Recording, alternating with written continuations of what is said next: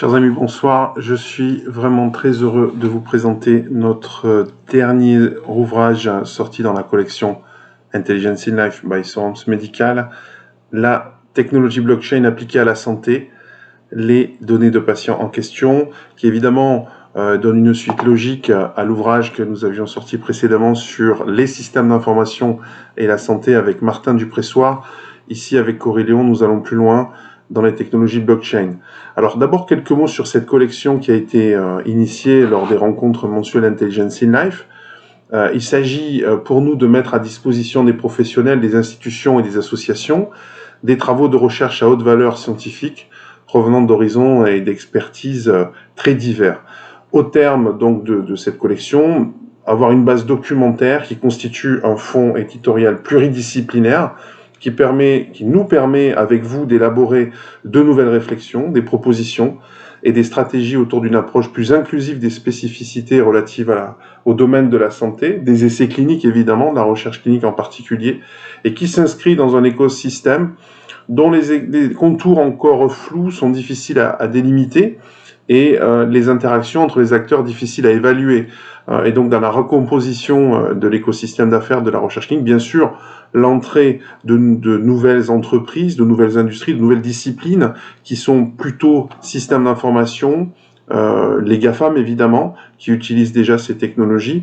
Donc là, ici, en l'occurrence, la technologie blockchain qui est utilisée dans les cybermonnaies et dont on sait déjà qu'elle va évidemment révolutionner le domaine de la santé et de la recherche médicale.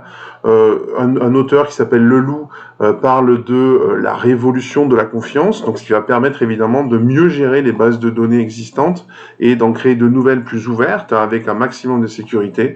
Ça rejoint aussi les préoccupations qu'on peut avoir dans l'e-santé et ce qu'on appelle le quantified self, les données personnelles et de santé que nous avons dans nos téléphones portables. Alors, je vais vous lire simplement la 4e de couverture pour savoir de quoi parle cet ouvrage. Donc, Coryléon, avec qui donc j'ai participé à l'écriture de cet ouvrage, nous dit « Avec l'arrivée des nouvelles technologies, notre perception de la médecine et de l'industrie de santé se transforme. Il devient de plus en plus difficile pour les intervenants de l'industrie de discerner dans quelle voie il faut se diriger. Ces nouvelles technologies sont de plus en plus fréquemment utilisées dans le cadre de la pratique clinique pour le monitorage des données médicales et des données de vie réelle, ce que j'évoquais avec le Quantified Self.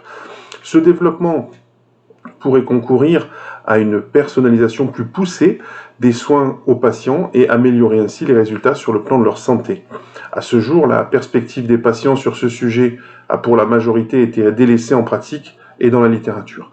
Cette entrée dans l'ère des données a conduit à l'émergence de divers nouveaux acteurs, cadres de traitement et de gestion, ayant un impact direct sur le milieu de la santé. Le secteur de la santé se situe ainsi dans une phase de profonde mutation qui jettera les bases de ce à quoi il pourra ressembler dans les années à venir. Vous voyez toute une préoccupation que nous avions déjà dans l'ouvrage sorti en 2013 sur les essais cliniques du patient à l'objet de science, où on proposait cette prospective. Là, on amène des éléments supplémentaires, mais la meilleure façon de découvrir cet ouvrage, c'est de laisser maintenant la parole à Coryléon, l'auteur principal. À bientôt.